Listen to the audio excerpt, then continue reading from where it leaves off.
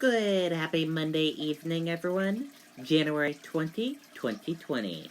I'm Riley King, and welcome to this Monday evening edition of the Riley King Newscast, right here on the Riley King Network. We have a lot of news to get to this Monday evening, so let's begin.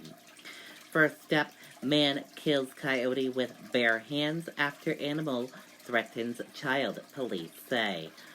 3 coyote-related incidents reported in same area. Let's take a listen to that video from WMUR News 9.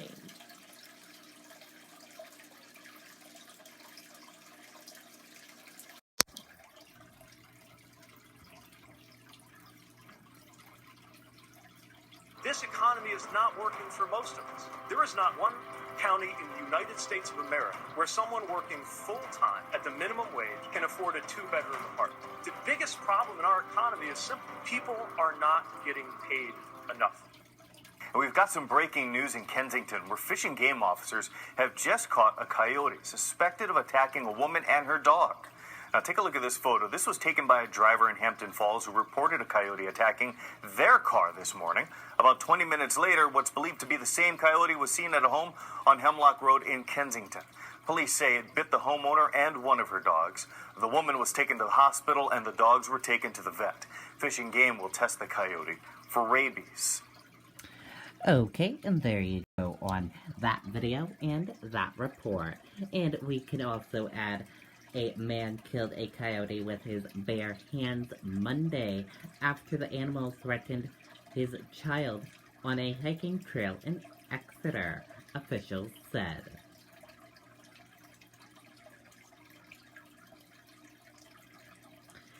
Southampton man killed when snowmobile crashes through ice. Officials identify victim as Stephen Allred.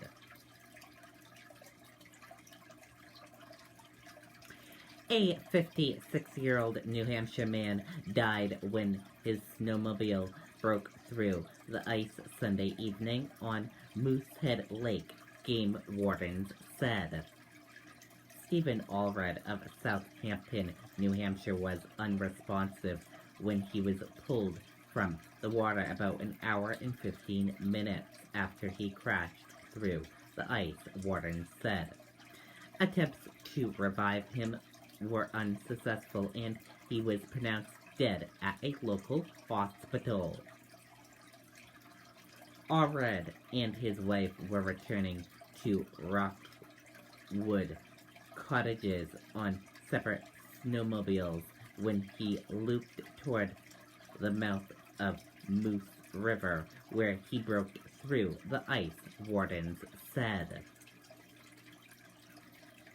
Using a rescue sled, Rockwood Fire and Rescue followed Allred's snowmobile tracks and retrieved him several hundred yards from shore. Snowmobilers need to stay aware of their surroundings and understand that ice conditions can change quickly, Maine Warden Sergeant Bill Chandler said Monday in a statement. Ice in the area where Moose River flows into the lake is never safe. There are marked trails on the lake so riders can avoid the area, he said. Speakers call for action to make King's dream reality. Brunch at Manchester YWCA honors King's legacy. Let's take a listen to that video from WMUR News 9, Ray Brewer.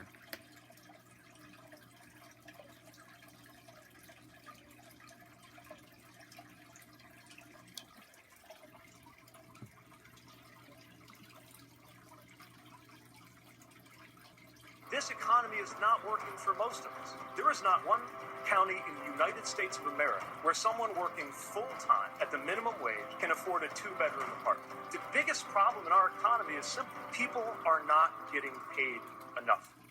Keep on walking, keep on walking, marching on the Songs made popular during the civil rights movement were included during a celebration of Martin Luther King Jr.'s Day at the Manchester YWCA.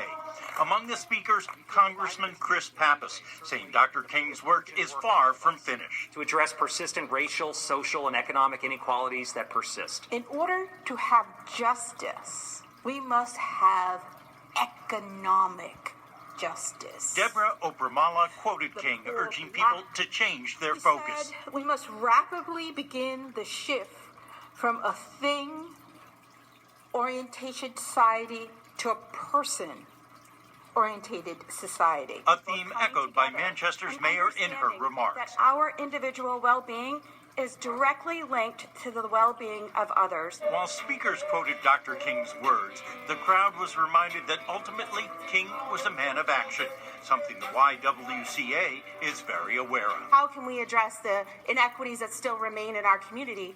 We brought our minimum wage here at the YW to $15 an hour this past year. Organizers here at the Y hope to make this an annual event, saying Dr. King's message of eliminating racism and equality is something they strive for every day. In Manchester, Ray Brewer, WMUR News 9. Okay, and there you go on that video and that report.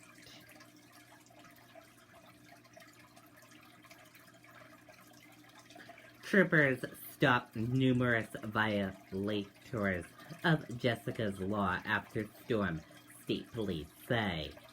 Police remind drivers to clear snow, ice off vehicles before hitting the road. Let's take a listen to that video from WMUR News 9.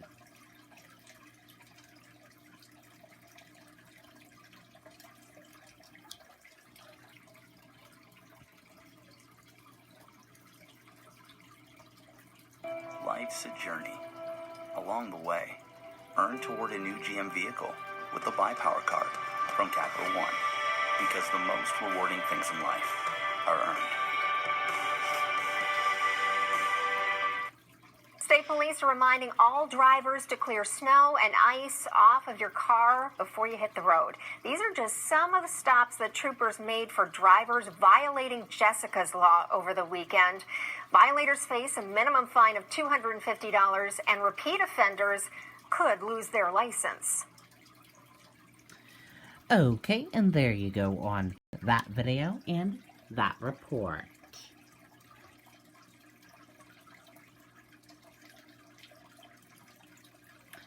Ice in declared for Lake Winnipesaukee. Caution urged as ice still weak in some spots.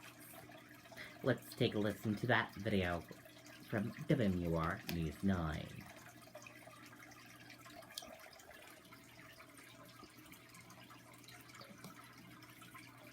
This economy is not working for most of us. There is not one county in the United States of America where someone working full-time at the minimum wage can afford a two-bedroom apartment. The biggest problem in our economy is simple. People are not getting paid enough.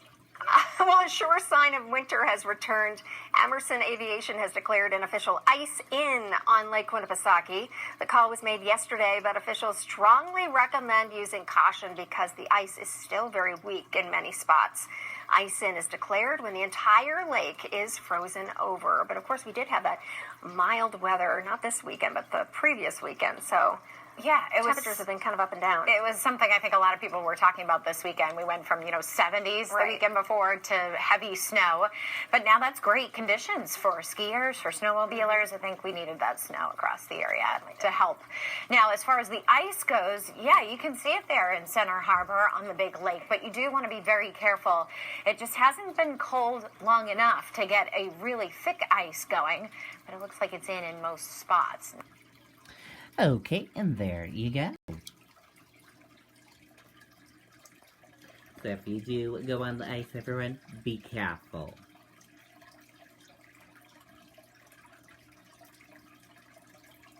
New Hampshire gets $700,000 plus in funding for youth suicide prevention. Funding will help youth suicide prevention efforts in state. Let's take a listen to that video from WMUR News 9.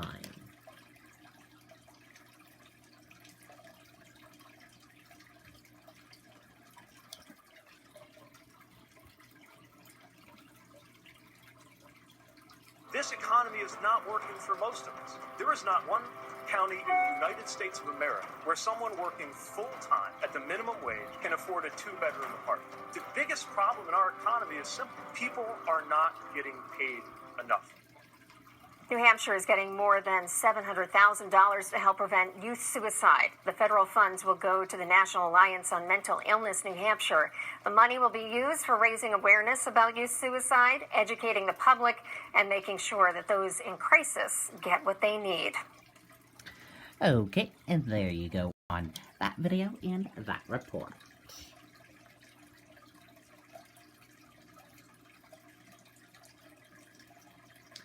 Candidates jolts for 2 positions 2 weeks before Iowa caucus. Let's take a listen to that video from ABC News.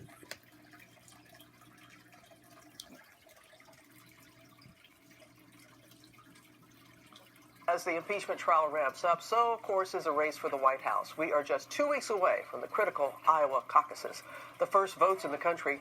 Rachel Scott is on the ground in Des Moines, Iowa, with the state of the race. Good morning, Rachel. Robin, good morning. We are in the final stretch, and this is traditionally the time when all of the candidates would be camped out in key early voting states. But that impeachment trial has scrambled the plans for the Democratic senators in this race, who will now be forced to split their time between Washington and the campaign trail. The Democratic senators running for president blitzing through key early voting states and making their final pitch before that impeachment trial begins. It's mostly about getting out there at any moment you can. I don't need much sleep. I can get by with very little sleep.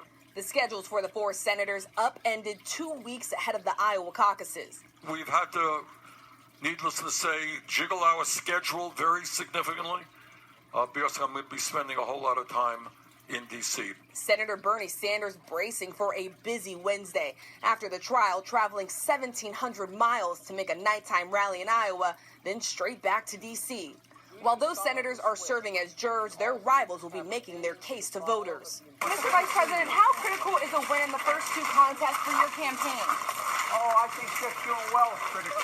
In this critical stretch, the 2 leading progressives are still facing questions in the fallout of that post-debate confrontation. I think you called me a liar on national TV. What? I think you called me a liar on national TV.